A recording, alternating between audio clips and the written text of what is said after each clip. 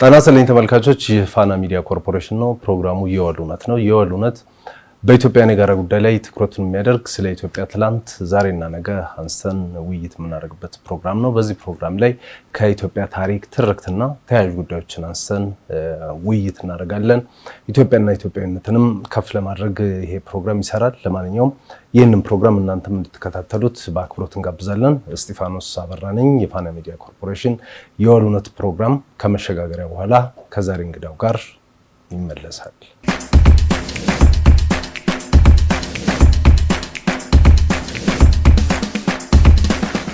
ተመልሰናል ተመልካቾች። ፋና ሚዲያ ላይ ናችሁ። የምትከታተሉት የወሉነት ፕሮግራም ነው። የወሉነት በኢትዮጵያውያን የጋራ ጉዳይ ላይ ትኩረቱን የሚያደርግ ፕሮግራም ነው። የዛሬው እንግዳችንም በሕዝብ ተወካዮች ምክር ቤት የሕግና ፍትህ ጉዳዮች ቋሚ ኮሚቴ ሰብሳቢ የተከበሩ ወይዘሮ ጸገነት መንግስቴ ናቸው። ከሳቸው ጋር ነው ቆይታ የምናደርገው። ተመልካቾች እናንተም ይህንን ፕሮግራም እንድትከታተሉ በዚሁ አጋጣሚ በእኔም በተከበሩ ወይዘሮ ጸገነት መንግስቴ ስም በአክብሮት ጋብዛለሁ።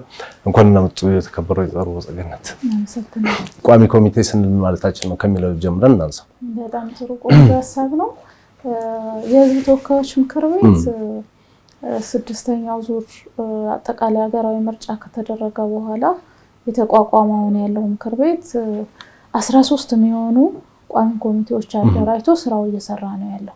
እንደሚታወቀው የህዝብ ተወካዮች ምክር ቤት ስራ በህገ መንግስቱ 3 አበይት ተግባራቶች ተሰጥተውታል። እነዚህም በዋናነት የሚጠቀሰው የህግ ማውጣት ስራ ነው የመጀመሪያው። ሁለተኛው የመንግስት ተቋማትን የመከታተል የመቆጣጠር ስራ ነው። ሶስተኛው ውክልና ማረጋገጥ ነው።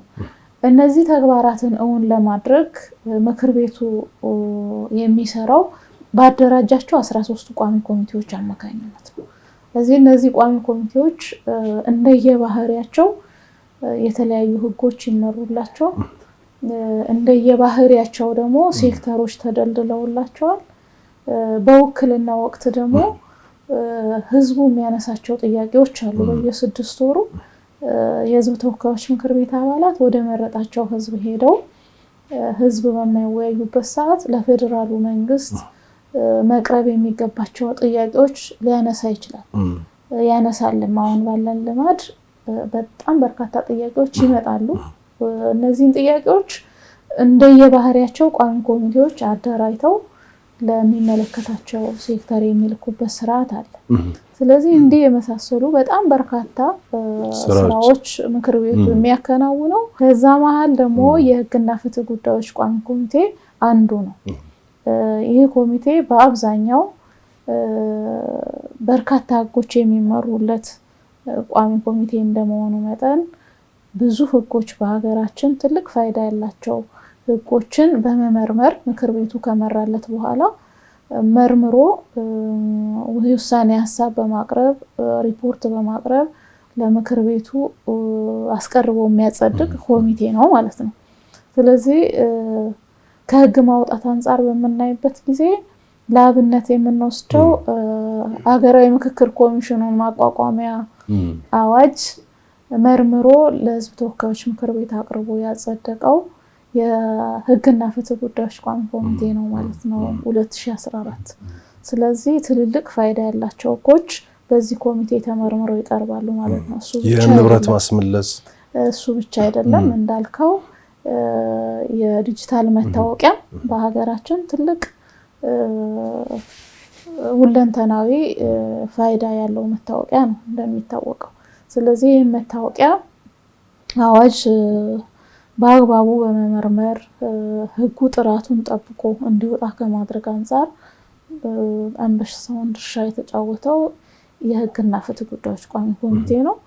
እሱም በአግባቡ መርምሮ ካጸደቀ በኋላ ሰፊ ስራዎች ሲሰሩ ቆይተዋል። እንደ ሀገር የምታውቋቸው ቅድም እንዳነሳው ደግሞ የንብረት ማስመለስ አዋጁ በሀገራችን ንብረት ለማስመለስ የሚረዳን የተሰባሰበ ህግ ባለመኖሩ ምክንያት በኢኮኖሚው ላይ ሲደርስ የነበረው ጉዳት ሁላችንም እናውቀዋለን።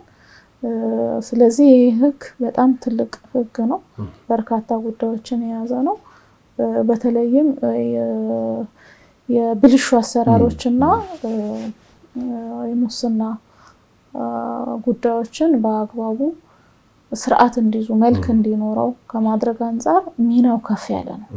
ስለዚህ ይሄንንም አዋጅ በእኛ የቀረበው መሆኑን ለማንሳት ነው።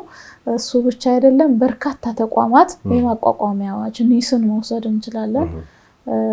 ብሔራዊ መረጃና ደህንነት አገልግሎት እንደገና እንዲቋቋም ቀድሞ የነበረበት አሰራር ውስብስብ ችግር የነበረበት ተቋም ነው። ሁላችንም እንደምንረዳው ያንን ህጉ እንቀይረን እንደዚሁ ምክር ቤት ላይ አስቀርበን እንዲጸድቅ አድርገናል። ተቋሙ አሁን የደረሰበት ደረጃ ሁላችንም የምናውቀው ነው። እንግዲህ የተከበሩ ወይዘሮ ጸገነት አሁን ደግሞ 7ኛው ምርጫ እየመጣ ነው።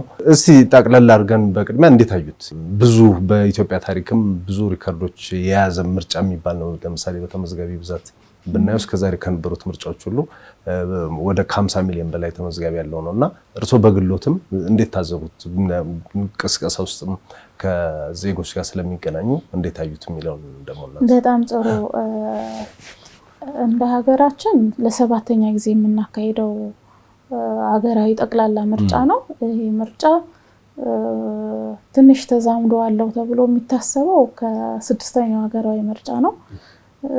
ወይም መመሳሰል በተወሰነ መልኩ ሊኖረው የሚችለው ለምን የፖለቲካ ምህዳሩ ተከፍቶ በርካታ ተዋናይ ያሉበት በርካታ የፖለቲካ ፓርቲዎች እየተሳተፉበት ያለ፣ እሱም ብቻ አይደለም ሜዳው ሰፊ በማድረግ የዲሞክራሲ ተቋማት በአግባቡ በማጠናከር ቅድም እንዳነሳሁት የህግ ማዕቀፋቸውን በማሻሻል በመቀየር ጭምር ሰፊ ስራ ተሰርቶ ወደዚህ ትልቅ ሀገራዊ ስራ የተገባበት ስለሆነ ከ6ኛው ሀገራዊ ምርጫ ትምህርት ተወስዶ በዛ ወቅት የነበሩ መልካም ጉዳዮች በማስቀጠል ማስተካከያ የሚፈልጉ ጉዳዮች ተስተካክለው እየተሰሩ በመሆኑ ይሄ ምርጫ በጣም የተለየ ያደርገዋል ብለን መውሰድ እንችላለን።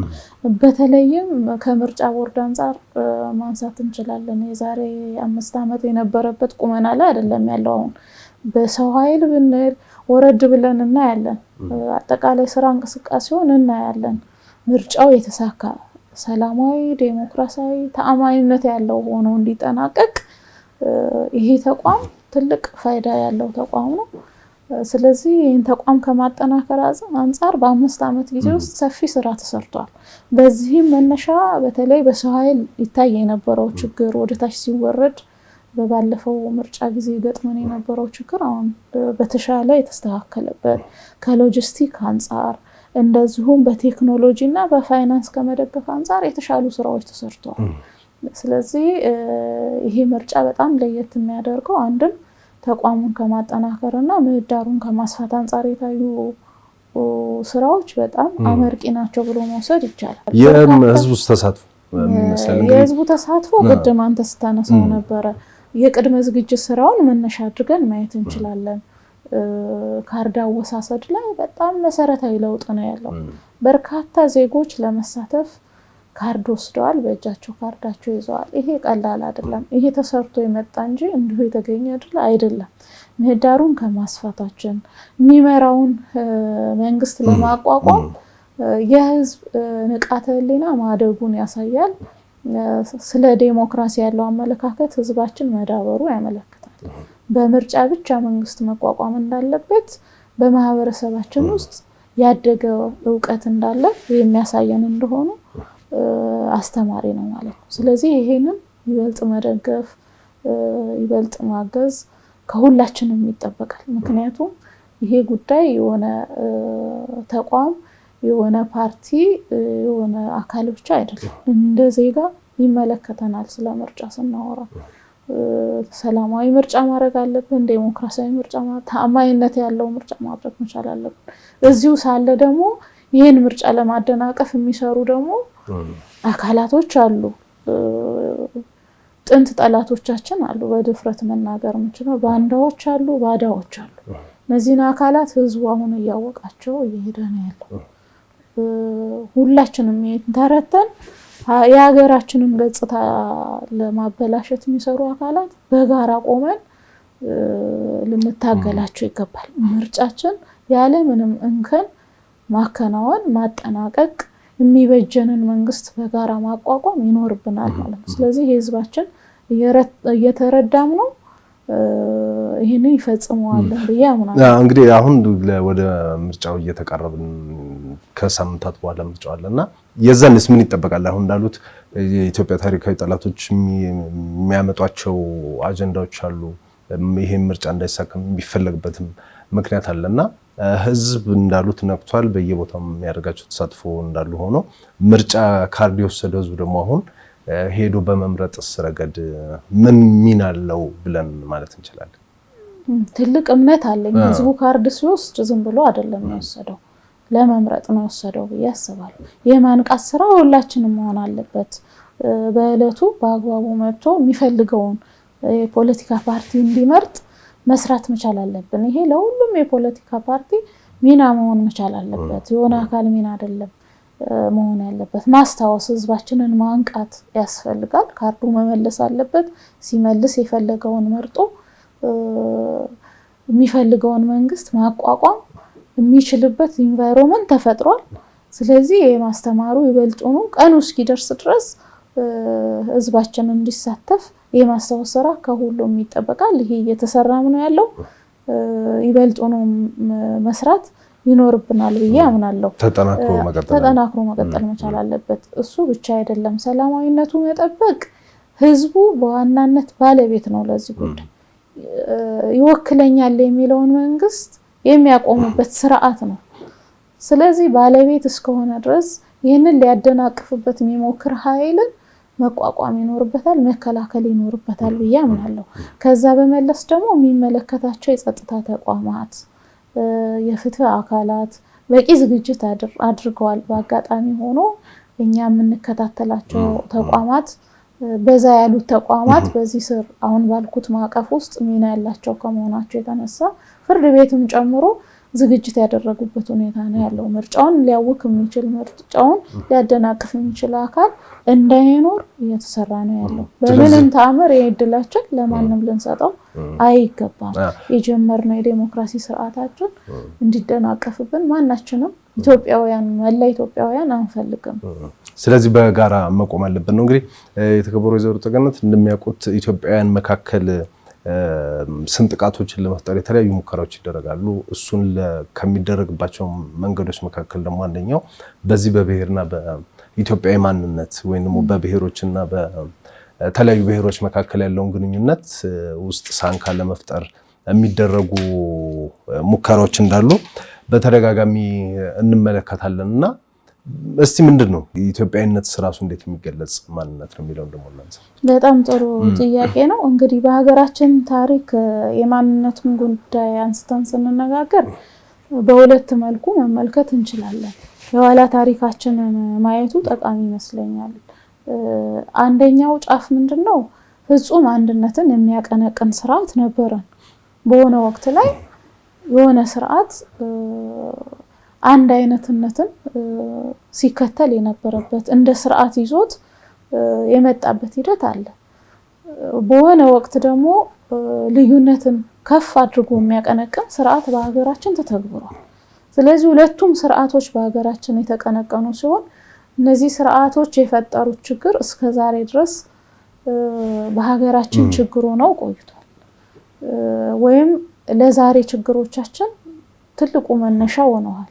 ይህንን ማከም ደግሞ አሁን በደረስንበት አሁን ላለው ስርዓት አሁን ያለው መንግስት ግዴታው ነው ማለት ነው። ለዚህ ደግሞ መድኃኒቱ የሚሆነው እውነትን ያለ መደበቅ፣ እውነቱን ትክክለኛነቱን ማመን ያስፈልጋል። መጀመሪያ እውነት መሆኑን መረዳት ያስፈልጋል። ሁለተኛ ደግሞ እውቅና መስጠት፣ ለዛ እውነት እውቅና መስጠት ያስፈልጋል። በሀገራችን ታሪክ ብዙ ማንነቶች አለ ማንደብቅ። ብዙ አይነት ቋንቋዎች አሉን፣ ብሔር ብሔረሰቦች አሉን፣ እምነቶች አሉን፣ ባህሎች አሉ። እነዚህ እውነቶች ናቸው። እነዚህን እውነቶች እውነት ስለመሆናቸው እውቅና መስጠት በጣም መሰረታዊ ጉዳይ ነው። እነዚህን እውቅና ሰጥተን ስናበቃ ደግሞ በጋራ የምንኖርበት እነዚህ ብዙሃ ማንነቶችን በአንድ ጥላ ስር የሚያሰባስብ አንድ ደግሞ ማንነት አለን ኢትዮጵያዊ የምንለው።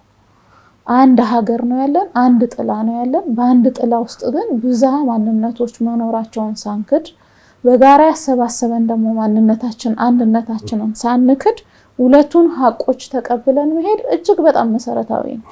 ስለዚህ እነዚህን ሀቆች ያለ መቀበል ችግር ነበረብን። ታሪካችን ወደ ኋላ ሄደን ስናይ አሁን ላይ ይህንን የማስታረቅ ስራ ነው መንግስት እየሰራ ያለው። ይህንን የማስታረቅ ስራ በመስራታችን ምክንያት አንድ ሀገር አድነናል፣ ከብተና ሀገር አድነናል ማለት ይቻላል። ከብዙ ምስቅልቅሎች እንድንወጣ አድርጎናል። ስለዚህ ሁለቱን ሚዛን ማስጠበቅና ማስቀጠል እጅግ በጣም መሰረታዊ ጉዳይ ነው።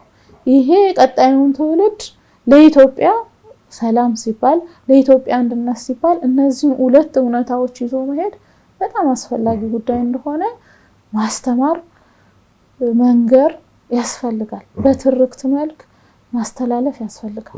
ህብረ ብሔራዊት ኢትዮጵያ አሁን እየተገነባችው ያለችው ኢትዮጵያ ናት እኛን የምትመስለው። አንድነታችን ብለን የምንለው ህብረ ብሔራዊነታችንን የተቀበለችው ጥላችን ናት ማለት ነው። ይቺን የጋራ መሰብሰቢያችን ደግሞ ጥለን ወዴትም መሄድ አንችልም። ሄደን ብተና ነው የሚሆነው ማለት ነው። ሄደን ማነስ ነው የሚሆነው ማለት ነው። ስለዚህ ይሄ እንዳይሆን ሁለቱም ሀቆች ተቀብለን አሳድገን ኮትኩተን በጋራ ማንነታችን ላይ ሳንደራደር ይዞ መሄድ በጣም ያስፈልጋል። እንግዲህ እርሶም አሁን እንደተጠቀሱት ክቡር ጠቅላይ ሚኒስትሩም በተደጋጋሚ በመጽሐፍቶቻቸው ሲያነሱ እንደምናየው ከኢትዮጵያ መልከ ብዙ ነች፣ ህብረ ብሔራዊት ኢትዮጵያን መገንባት አለብን፣ እሱ ነው መዳኛ መንገዳችን ተብሎ ብለው በተደጋጋሚ ያነሳሉ። እርሶም አሁን ሲያነሱት ነበርና ምን አይነት ነች እስቲ ህብረ ብሔራዊት ምንላት ኢትዮጵያ? ቀደም እንዳልኩት ነው ህብረ ብሔራዊት ኢትዮጵያ ማለት ብዝሃ ማንነትን የምትቀበል ብዝሃ ማንነት ሲባል ብሔር ብሔረሰቦች አሉ። 76 ብሔረሰቦች በፌዴሬሽን ምክር ቤት ተመዝግበው ያሉበት ሀገር ናት። እነዚህ 76 ማንነቶች ልንክዳቸው አንችልም አሉ። ቋንቋ አላቸው፣ የራሳቸው ባህል አላቸው፣ የራሳቸው አስተዳደር አላቸው አሉ። ኢትዮጵያ ውስጥ እየኖሩ ያሉ ህዝቦች ናቸው። እነዚህን ብሔር ብሔረሰቦች በአንድ ጥላ ስር ያሰባሰበች ደግሞ አንድ ህብረ ብሔራዊት እነዚህን ህብሮች ሰብስባ የያዘች አንድ ሀገር አለችን ማለት ነው። ስለዚህ አንድነት የምንለው ህብረ ብሔራዊት የሆነች አንዲት ሀገር ማለት ነው። ስለዚህ ሁለቱ የሚጣረዙ የግልጽኝነት ችግርም ያለባቸው አይደሉም። ሁሉን ያቀፈች ሀገር፣ ሁሉን ያቀፈች ህብረ ብሔራዊት አንድነት የምንፈጥርባት መጠለያችን ቤታችን ማለት ነው። አንዳንድ ሰዎች ምን ያነሳሉ? እኔ ብሔር ይቀድማል፣ ኢትዮጵያዊ ማንነት ይቀድማል፣ እንደዚህ አይነት ክርክሮች አሉና የብሔር ማንነትና ኢትዮጵያዊ ማንነትን አብሮ ይዞ መሄድ የሚቻሉ ነገሮች አሉ። እንግዲህ በተደጋጋሚ የሚነሳ ነገርም ስለሆነ ማለት ነው። አንድ ሰው በተመሳሳይ ጊዜ አማራም ኢትዮጵያዊም፣ ኦሮሞም ኢትዮጵያዊ፣ ጉራጌም፣ ስልጤም ኢትዮጵያዊነቱን እና ብሔር ማንነቱን አብሮ ይዞ የሚያስቸግር ነገር ነው። በፍጹም የሚያስቸግር ነገር ያለው በመሰረቱ ከኛ ሀገር ብቻ የተጀመረ ተደርጎ መወሰድ የለበትም። ሌሎች ሀገሮችን መመልከት እንችላለን። በአፍሪካ ናይጄሪያን መመልከት እንችላለን። በዋናነት ትልቅ ብሔር ያላት ስለሆነች ህንድን መመልከት እንችላለን። ሌሎችም አብነት ለማንሳት ማለት ነው። እነዚህ ሀገራት ማንነት አላቸው፣ ሀገር አላቸው። ስለዚህ በአንድ ሀገር ውስጥ በጣም በርካታ ብሔር ብሔረሰቦች ይኖራሉ።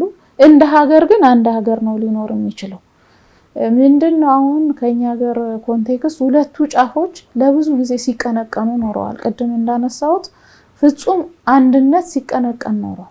ምንም ስለ ብሔር ብሔረሰቦች እውቅና ሳይሰጥ፣ ብዝሃ ቋንቋዎች እውቅና ሳያገኙ፣ ብዝሃ እምነቶች እውቅና ሳያገኙ ለብዙ ዓመታት ተቀንቅነዋል። በግልባጩ ደግሞ ስለ ብሔር ብሔረሰብ ብቻ ሲቀነቀን ስለ ጋራ ቤታችን፣ ስለ ኢትዮጵያ፣ ስለ ህብረ ብሔራዊት አንድነታችንን ምንም ሳይነገረን ለበርካታ ዓመታት ደግሞ ሲቀነቀኑ ኖረዋል። ስለዚህ ሁለቱ ጫፎች ሲጓተቱ የሚፈጥሩብን ችግሮች ናቸው። ዛሬ ፍሬ አፍርተው እኛ ጋር ዕዳ ሆነው ይህንን ዕዳ ለማስተካከል ስራ እየሰራን ያለነው። ከዚህ ውጭ ግን ሁለቱ እውነቶች ቅድም እንዳነሳሁት የሚያቃርናቸው ምንም ምክንያት የለም። ምንስ ተሰራ? እንግዲህ ባለፉት 5-6 ዓመት ከዛም በላይ ከለውጥ በኋላ ምን ተሰራ? እነዚህን ሁለቱን እውነቶች ለማስታረቅ ምን አይነት ተጨባጭ ስራዎች ተሰሩ? ቅድም ያነሳቸው በጣም ግራንድ የሆኑ ሀገራዊ ስራዎች ተሰርተዋል። በበርካታ መንገድ ማንሳት ይቻላል። እንደው እኔ ካለሁበት ፓርቲ እንኳን ላንሳብል ብልጽግና ፓርቲ የሰራው ስራ እጅግ በጣም አኩሪ ነው። ዳር ተመልካች የነበረበት በዚህ ሀገር ፖለቲካ ውስጥ በተለይ በፖለቲካው ባህላችን የመጣው ለውጥ እጅግ በጣም ሰፊ ነው። ሁሉም ወደ መሃል ሁሉም ኢትዮጵያዊነት እንዲሰማው ለማድረግ የመጀመሪያው የተሰራው ስራ ይሄ ነው። በሀገር ጉዳይ ላይ እኩል የመወሰን እድል መስጠት ነበረብን። የትኛውም ጫፍ ይኖር መሃልም ይኖር በዚች ሀገር እጣ ፈንታ ላይ ለመወሰን እድሉ መስጠት ያስፈልጋል። ይሄ እድል ለመስጠት ተሞክሯል እንደ ሀገር። ፓርቲው ደግሞ የሰራው ስራ በራሱ በኩል የሚገመገመው ነው። ግን እንደ ሀገር ስንመለከተው በየትኛውም ጫፍ ያሉ እኩል ሀገር እየመሩ ያሉበት አጋርና ባለቤት የሆነ ተብሎ በመከፋፈል ይሰራበት ከነበረ ወጥተናል። ይሄ ትልቅ እርምጃ ነው። ከምንም በላይ እኔ ያገባኛል የሚል ስሜት በየትኛውም የኢትዮጵያ ኮርነር ያሉ ህዝቦች የባለቤትነት ስሜት እንዲሰማቸው ማድረግ ማለት ቀላል ስራ አይደለም። እንደውም ከጊዜው የፈጠነ ውጤት አምጥቷል ብዬ አምናለሁ። ከተሰራው ከዚህ ቀደም ከነበረብን እዳ አንጻር ስንመለከተው በአጭር ጊዜ ውስጥ እንዲህ አይነት ምርታ ማምጣት ማለት ከልብ ስራው ስለተሰራ ነው። እውነትም ትክክለኛ ህብረ ብሔራዊት ኢትዮጵያ ለመገንባት መንግስት ካለው ቁርጠኝነት የመነጨ ስለሆነ ይሄን ውጤት ልናገኝ ይቻላል ማለት ነው። የመጀመሪያው እርምጃ እሱ ነው ማለት ይቻላል። ሌላው ትክክለኛ የፌደራል ስርዓት እንዲተገበር በዚህ ሀገር ላይ ሰፊ ስራ ተሰርቶ የነበሩ ሀሳሪ ህጎች እንዲፈቱ ተደርጓል። በህግ ማዕቀፍ የነበሩ ክፍተቶች ተሞልተዋል። ሌሎች ህዝብ መምከር ያለባቸው ጉዳዮች ደግሞ ቅድም እንዳነሳሁት ህዝብ መክሯቸው እንዲፈቱ መንግስት ትልቅ ኮሚትመንት ወስዶ ሀገራዊ ምክክር ኮሚሽን አቋቋመ። ምንድነው እኛ በጋራ ሀገራችን ህብረ ብሔራዊት ሀገር እንዳንገነባ ማነቆ ሆነብን ምን እንደሆነ ራሱ ህዝቡ ይምከር። ያንሳ ራሱ ያልተመቸው ውስጡ ሲያብላላ ያቆየው ነገር አምጥቶ ጠረጴዛ ላይ እንነጋገር። በራሳችን ጉዳይ ላይ መወሰን ያለብን እኛ ብቻ ነው። እኛው ራሳችን መክረን መፍትሄ ራሳችን አበጅተን ለቀጣይ ጣፋንታችን በጋራ መወሰን አለብን ተብሎ እኮ ትልቅ ኮሚትመንት ተወስዶ እየተሰራ ነው ያለው። ስለዚህ ይሄ ነው እነዚህ ሁሉ ሲሰሩ ነው እንግዲህ ተከበሩ። የሌላው በተደጋጋሚ የሚነሳው ክቡር ጠቅላይ ሚኒስትሩ የሚያነሱት እኛ ኢትዮጵያውያን መለያየት ላንችል አብረን የተፈጠርናል፣ መለያየት አንችልም፣ አብሮ ተነጋግሮ ችግሮችን ፈቶ ወደፊት ከመሄድ ውጪ አማራጭ የለንም ብሎ በተደጋጋሚ ያነሳሉና ምን ማለት ነው? እኛ ኢትዮጵያውያን እስቲ ታሪካችንንም በተወሰነ ብናየው፣ ዛሬያችንንም ብናየው፣ ነጋችንንም ብናየው እጣ ፈንታችን አብሮ የተሳሰረ ነው ተብሎ ተደጋጋሚ ይገለጻልና ምን ያክል የተሳሰርን እኛ ኢትዮጵያውያን? ትናንታችንም ነጋችን፣ ዛሬያችንም ነጋችንም ማለት ነው። ጥያቄ የለውም። ስለ ኢትዮጵያውያን ትስስር ብዙ ማሳያ ታሪኮች አሉ። አሁን የፈጠርነው ትርክት ብቻ ሳይሆን ትናንትን ማየት ነው። ትናንት አድዋ ላይ የተሳተፉ አባቶችን ማየት ነው። በትክክል ታሪካችን ማንበብ ከቻልን ትክክለኛ ታሪክ ማየት የምንችልበት ቁመና ላይ ከሆነን አድዋ ላይ ያልተሳተፈ የለም እንደ ኢትዮጵያ ኮንቴክስት ማለት ነው።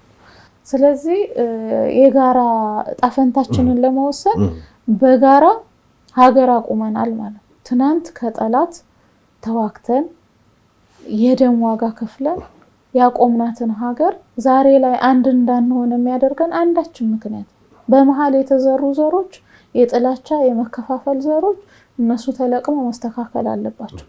ከዛ ውጪ ግን እንዳንለያይ የተጋመድነው በደም ነው። ትስስራችን የደም ነው። የደም መስዋዕትነት በጋራ ከፍለናል። እሱ ብቻ አይደለም፣ ትስስር አለን፣ የባህል ትስስር አለን። በብዙ መንገድ ሊገለጹ የሚችሉ አንድ የሚያደርጉን ከሚለያዩን ነገሮች ውስጥ አንድ የሚያደርጉን ማአት ጉዳዮች ማየት ይቻላል። ግጭቶችን እናያለን እዚህም እዛም የምንመለከታቸው ነገሮች አሉ። ከነሱ ጀርባ ደግሞ የታሪካዊ ጠላቶቻችን ቅድም እርሶም ሲያነሱት ነበርና የሚፈልጓቸው ፍላጎቶች አሉ። እስቲ ምንድነው የኢትዮጵያ ታሪካዊ ጠላቶች ፍላጎት ማለት እንችላለን? በተለይ ኢትዮጵያን ማዳከም በኢትዮጵያ እንዳልነው አሁን ምርጫ እንላለን፣ ከዛ ፊት ህዳሴን፣ ከዛ ፊት የሰሜኑ ግጭት እንደነበር እናስታውሳለንና ምንድነው የኢትዮጵያ ታሪካዊ ጠላቶች ፍላጎት ምንድነው? የነዚህ ኃይሎች ትልቁ ፍላጎት ምንድነው? በቀጠናው ኢትዮጵያ ቀና ብላ እንዳትወጣ ወይም ደግሞ ራሷን ችላ እንዳትወጣ የመፈለግ አዝማሚያ ነው በዋናነት የሚታይ። ስለዚህ ሰርቶ አሁን ዘመኑ ደግሞ ሰርቶ በልጦ መገኘት እንጂ አንዱ ላይ ተጽዕኖ በማድረግ የሚቻል እንዳልሆነ ዓለም እያየ ነው ያለው።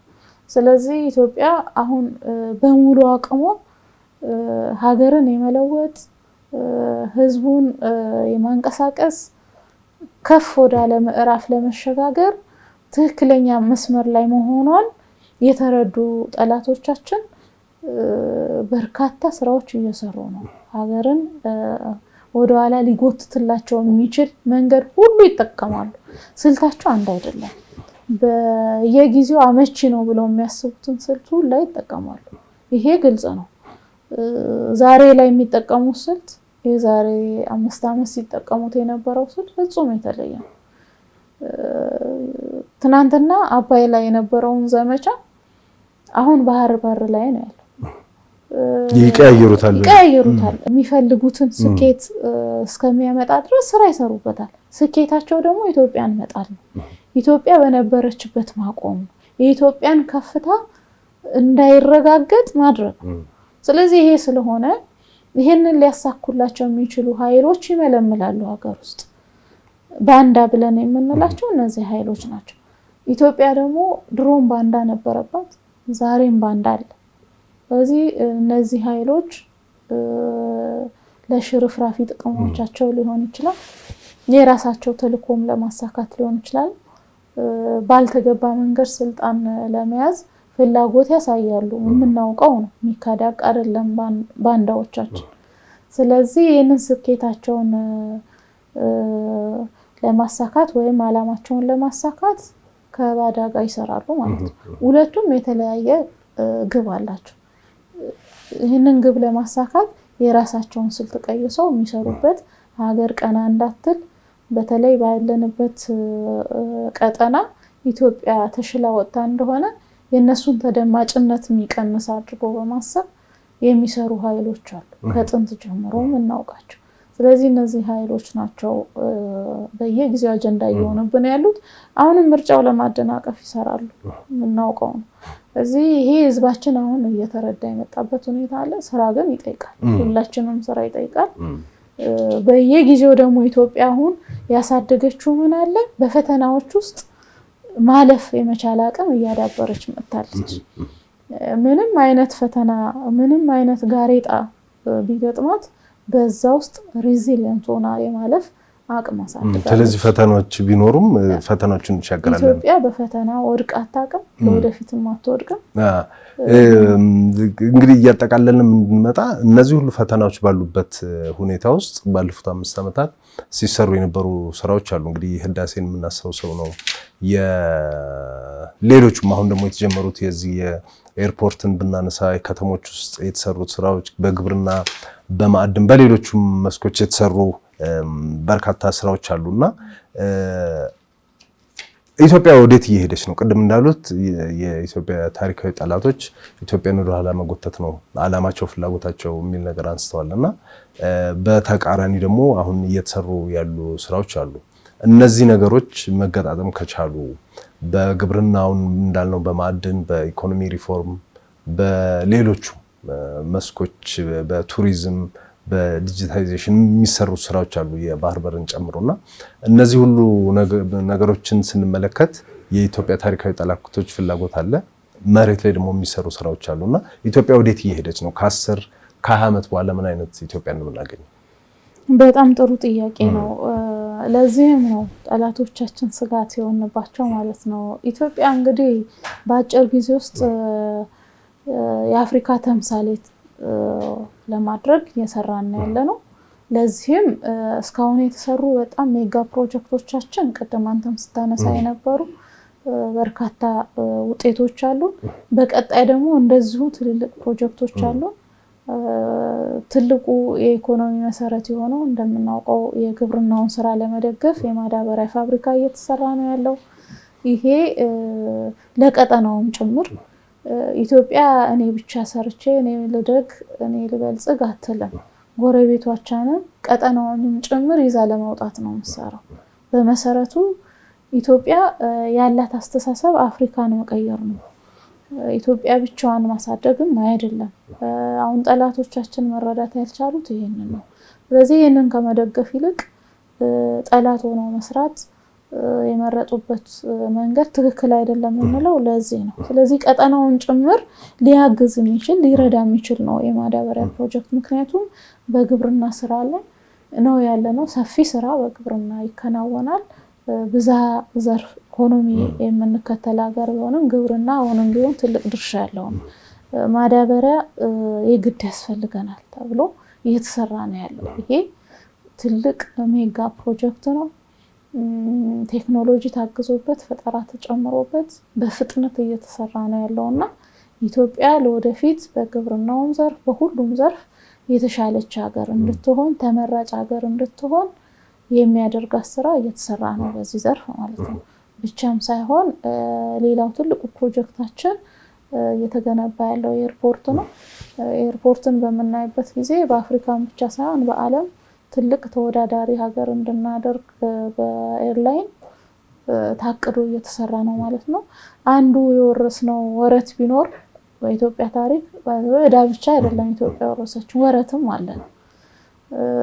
አሁን ያለው ስርዓት የሚደግፈው ያሉንን መልካም ወረቶች በማስቀጠል